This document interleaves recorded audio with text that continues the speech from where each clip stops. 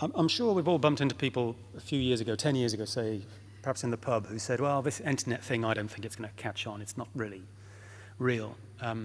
Well, they were wrong. And anyone who's still thinking, well, this environmental thing, it'll pass and the recession will kill it off, they're wrong. The environmental industry sector is comparable to the internet in that companies will lose money. There will be large company failures. But in the long run, more companies will prosper and will succeed because it's not going to go away. So companies can't outsource their participation in the environmental economy. It's something they've got to bring in-house, and they've got to participate themselves. Companies need to plan how to participate in this sector, and they need to communicate their determination to grow in environmental markets.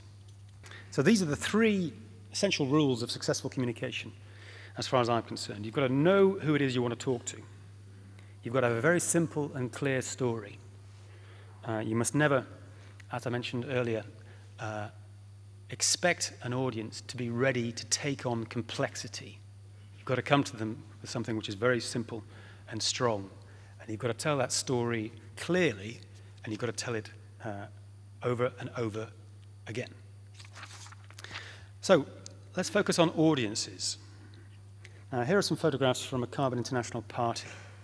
The photograph on your left is of our director of PR, Dave Hopkins, with his arm around Mark Campanale, who Mark is an investor in this sector with 20 years experience. And on the other side, we've got journalists from The Telegraph and from Reuters. Now, I've got these photographs merely because I want to try and drive a point home that investors and journalists, it's best to speak to them as if they have hangovers. Best to imagine that they have hangovers, because that's the best prompt for you to make sure you're speaking clearly. I've got a friend of mine who says, that's the wrong metaphor. Actually, you should think of any investor or a journalist as an intelligent 13-year-old child. But I prefer this. Now, that's not because investors and journalists are 13-year-old children. They're very bright people, but they've got a very different mindset from the average entrepreneur. Investors are looking at many companies every day. If they're a VC investor, they might be meeting 2 companies a day.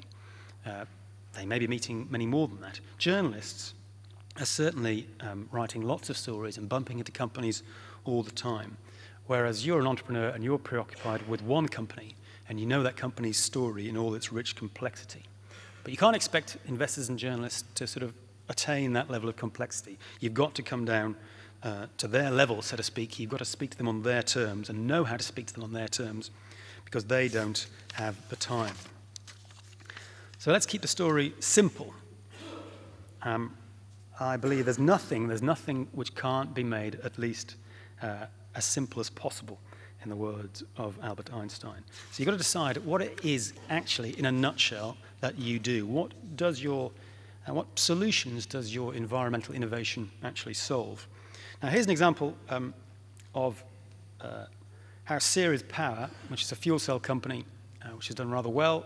I think it was funded by the Carbon Trust in its relatively early days.